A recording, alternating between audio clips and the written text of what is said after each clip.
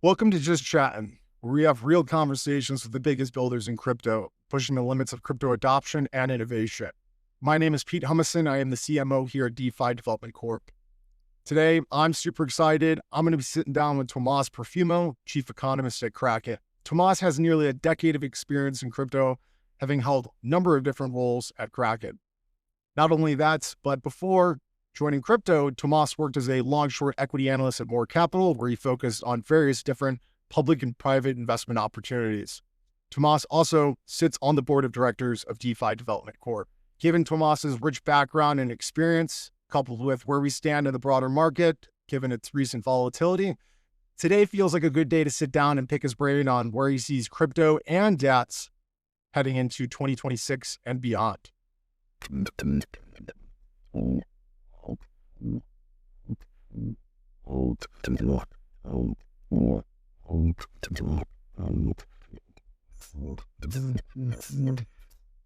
You go right into it. Tomas, great to see you. How you doing? Doing well. How are you? I'm doing well. Glad we could reconnect. We've known each other for a little while, actually used to work together at Kraken. Always appreciate hearing your perspective on all things crypto and even traditional markets. Super excited to chat with you today. But before we begin, can you please just tell the audience a little bit about yourself, walk us through your crypto journey, and maybe even hit on like what parts of the industry you find most compelling today? Sure. Yeah, I've had a pretty long journey, I would say, in crypto. I learned about it back in 2013 from a good friend of mine. For me, I would say it was kind of like the perfect intersection between personal, professional, political, academic interests. At the time, I was working for a hedge fund where I had an expertise in special situations or event-driven equity investing. But I ended up actually moving into the crypto ecosystem or industry professionally in 2017 when I moved to Kraken. And I've had a lot of different roles at Kraken and different functions as the company grew. So I've got to see a lot of like evolution within the industry, which is really great. Everything from institutionalization of crypto, things like custody, ETFs, stable coins, like none of this existed back when I learned about Bitcoin for the first time. And so it's been really fascinating just being here for the last decade and getting to explore this kind of like new frontier of finance. Say in general, what I'm perhaps most interested in right now is actually kind of the boring stuff. You've heard about this discussion around tokenization of real world assets, of securities and whatnot for many years now. I think this has been a topic for at least 7, 8 years, but it's actually happening now in a meaningful way. And so I'm actually really, really interested in seeing just the growth of both stablecoins and tokenized assets, particularly tokenized securities, because I just think that there's so much room to go from where we are today. And I think there's going to be a lot of downstream impacts to certain sectors like DeFi, for example, which in of itself is going through quite a lot of change with respect to tokenomics and stuff like that. So I would say that's probably the corner of the crypto market that I'm most interested in right now. Not to say that everything else is not interesting. It's always interesting. Speaking of interesting, at the time of recording here, today's date, which is February 20th, 2026, crypto market seeing a little bit of volatility, to put it lightly. Would love to just hear kind of what do you make of the current state of crypto right now, and maybe where do you see the biggest point of interaction with traditional markets as well? Yeah, I think no secret, the sentiment is awful. I mean, it's probably as bad as I think I've ever seen it, which is ironic because you have so many fundamental good things happening. And in most cases, when I see this kind of environment where people are pretty doom and gloomy or panicky or fear driven, it's almost always like a price manifesting the situation kind of thing. And so oftentimes I like to say the best cure for a bear market is price. So I think the current state from a sentiment standpoint is bad. From a price action standpoint, it's also been pretty lackluster. I mean, equities are flat, maybe down slightly, gold's up in the teens, and Bitcoin is down, I think, maybe around 25% year to date. Ether's down more than 30%. Solana's doing just as poorly. So I think we're kind of in this moment of just very little momentum, no secular trends in the environment. And really, back to the typical cyclical pattern that we've seen in the last decade, which is the moment where you just put your head down and build. And so when I think about what like that kind of next layer interaction with TradFi markets, or what can the industry do to capitalize on the moment? I mean, in the last 18 months, you've had a complete 180 in terms of how this industry can play a role in like the broader economy. So you've had, for example, in the US, the Genius Act. You have a lot of effort going on into market structure with the Clarity Act this year. You have a complete flip in terms of how innovation happens, particularly in the US, with respect to tokenization of different assets. And so to be in a crypto company at this time is actually as exciting as it's ever been. You know, we have a pro-innovation environment where you're embracing experimentation in all facets of financial services.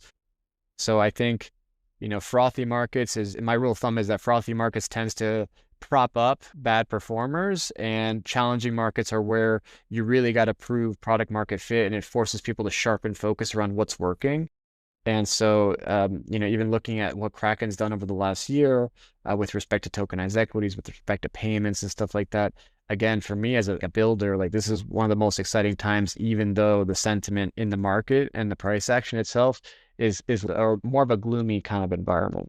Yeah, well, it's to hear your perspective on things, and it's pretty obvious that you've been able to make sense of everything that's going on. And I think, fair to say that is in part due to the fact that you've gone through multiple bear and cycles as well. So, with that said, is there anything that it stands out to you for this one, both, the most recent bull we've seen and kind of the bear that we might be in right now? And how do you kind of see things like evolving over, say, the next 12 months or so? Yeah, I'll try to be not long-winded about this, but I spend just a few minutes thinking back over the years of how things have changed since the last cycle. I mean, just I'll list off a few things here. The last cycle really topped out, ended when FTX collapsed about 4 years and 3 months ago or so. And by early 2023, crypto was really a pariah of an asset class. Like people didn't even want to work in we had some of the largest like crypto-friendly banks, for example, Signature, Silvergate, SVB, go under. And we were just in a lot of pain for the year 2023. But even earlier, mid 2022, when you had the Terra Luna collapse and all the other platforms that went defunct over that 6 month period, I mean, you can think of this as like a 12-month stretch of just pure pain in the industry. And by late 2023, that's when we had the Bitcoin ETF, which launched in early 2024. That turned out to be the hottest performing ETF in the history from a debut perspective, breaking multiple records. And by the end of 2024, you had the US election. By January 2025, so a year ago, regulation and by enforcement was no longer a thing or a constant threat. And since then, we've had this explosion of growth in different facets of the crypto industry, whether it's products and services, stable coins, for example, prediction markets, all this different licensing that different firms have been able to go get and expand their breadth of services and offerings, tokenization of securities, like I mentioned. And so I think the coolest about this cycle is we basically went from this pariah asset class into mainstream integrations into different financial services, whether it's payments in the form of stablecoins, for example, or even tokenized securities, or even from an investment standpoint as an asset class with things like the ETF products. And so just seeing that tremendous in the narrative and seeing it, how it played out and evolved over the cycle has been probably one of the most constructive things. I used to joke around that when I joined crypto, I genuinely that there was like a 50-50 chance that the whole would just like blow up because it was, at the time, it was such a grassroots kind of like cypherpunk movement, and there wasn't kind of like real institutionalization behind it. There wasn't a lot of validation, and to see where we've come today, it blows my mind. And so I think to me that's been the most invigorating part, is just seeing that level of validation for crypto as a technology. And I'm candidly excited to see like where we go the next few years, because I last year was already so action packed. I just see to have line of sight that this is going to continue for multiple years is going to be super awesome. Yeah, there's no, I mean, it's hard to refute the fact that the industry, like fundamentally speaking, there's a lot of tailwinds. There's a lot of things to be optimistic about. Of course, there's price that isn't as exciting and, it has people down and has really weighed on sentiment. But we all know that that's just kind of a temporary thing. It's part of the ebbs and flows of the broader industry and presumably will eventually turn around. So, with that said, is there a particular metric, a signal, or even like a behavioral shift that you personally look for when trying to determine whether a new regime is forming in crypto markets? Sure. The foundational element when I think about crypto markets is the product itself, like Bitcoin, is a commodity. And so, like any other commodity, whether it's oil, gold, copper, whatever it might be, the story always comes down to supply and demand. And the interesting thing from my perspective is you often the idea that there's a cap, for example, on Bitcoin supply. And so naturally people think, oh, then the storage shifts to the demand side. It's more nuanced than that, right? It's similar to like gold, for example. People aren't only focused on how much gold is mined year to year. They're also focused on how many people might be going to their jewelry store to sell gold in the spot market, right? I'm over that, but the idea is there's a more nuance to it. So when it's to the metrics that I care most about in trying to evaluate market conditions, it's always about flows, either demand and supply side. So on the demand side, the most important indicators that I follow would be things like ETF flows, MicroStrategy purchases, other digital asset treasury purchase activity, stablecoin growth, because these are all metrics of capital moving into the ecosystem and purchasing digital assets. On the supply side, I tend to focus a lot on a metric called coin days destroyed, because that's a way of understanding the, let's call it like an age adjusted evaluation of transaction volume on a chain. So if I see big spikes in coin days destroyed, it's a signal that you potentially have older coins that are moving around on chain, possibly going to market for sale. It's not 100% one-to-one, but nevertheless, what we've seen in prior cycles is you tend to have a spike in coins destroyed across different chains when you have peak market cycle activity. From a sentiment perspective, when I think about indicators that I care a lot about options activity on crypto-themed equities, for example, IBIT or MicroStrategy. I also to have kind of like my own gut sense on the good narratives in the market. For example, the discussions around quantum risk and how relevant that is in decision making for a lot of people. I think right now the common theme from a qualitative standpoint is that everyone's kind of waltzing on the grave again and writing obituaries for Bitcoin. And I think Bitcoin has a long storied history of making fools of everyone, both on the bull side and on the bear side. And so from what I'm gathering right now, as far as net demand flows and supply side, I am definitely more constructive in this environment. So, for what it's worth, personally, I'm a buyer in this environment.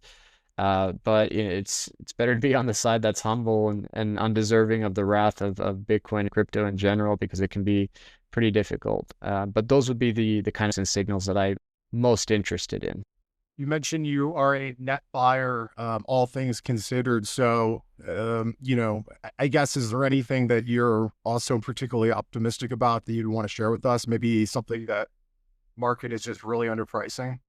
Yeah, I think I like it earlier. I think tokenized securities are actually a huge deal, because it's one of the instances where I'm very biased and passionate about it because I used to work in the space quite a bit. So it's just something that's very intriguing to me. But I do think it's one of those advances where I think it actually can change the consumer experience. And I'll give you an example of this. For me, tokenized equities in a lot of cases are about access, distribution, but also unbundling. So, you think about, for example, what Apple did with music, the idea that I didn't have to buy a CD album anymore. I could unbundle the package and just buy single songs one at a time that I happen to enjoy, rather than buying a collection of songs that maybe I'll like 2 out of 10 of them or something. And so it changed the consumer experience and the entire like model of how things work. And with tokenized securities, I mean, I have done this firsthand, like going and self-custodying a tokenized security, bringing it onto like Camino, for example, taking out a spot loan against it, and then having a stable coin in my wallet that I can go freely spend. Or, being able to connect my wallet to a user interface that I happen to like from a trading perspective and using that to buy and sell a tokenized stock. This idea that I take the product, the stock itself, and move it between different applications that are like purpose built for what I'm searching for, to me is an actual big change in the consumer experience. And so that to me is the area that I'm most intrigued by. And we'll have to see how it plays out. But if you look at the long-term chart for stable coins, back in 2019, I think the stablecoin market cap was like maybe sub 5 billion. We're at over 300 billion now in the last 5-6 years. And it's gone through a big boom bust cycle for sure. But nevertheless, like that kind of growth is exceptional. And with tokenized securities, we're still in that like early single digit billion of assets that have been tokenized.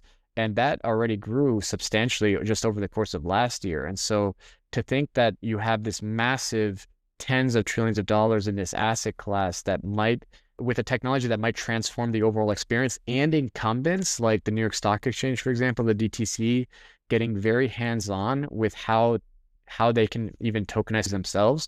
To me, it's such an interesting time to be working on that stuff. So DeFi for me is the part where I think people are potentially underpricing, because to the extent you have massive growth in the value of assets coming on chain, in a lot of ways, that's a capital infusion into the ecosystem. It also builds a lot of network effects for the ecosystem, whether it's collateral, swashing around, lending markets, things that really do matter and provide utility to people. So I'm fundamentally very bullish on that. And I think just from where we are today, if it grows substantially, I think it could carry a lot of momentum into a broad range of applications for crypto. Just shifting gears a little bit, moving on over to digital asset treasuries, or DATs as they're known as.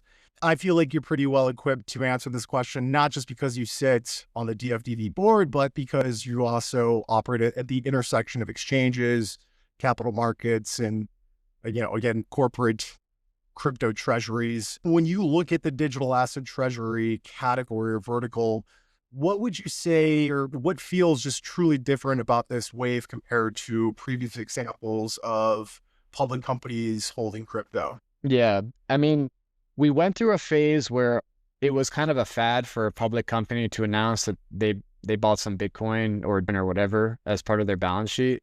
And I don't know, maybe their stock price went up for a day or something, but they weren't in the business dealing with digital assets, or having like an entrenched in promoting or building or advancing the digital asset space. And so I fundamentally think that most public companies, like your typical public company, like an Apple, for example, shouldn't really own crypto. Why?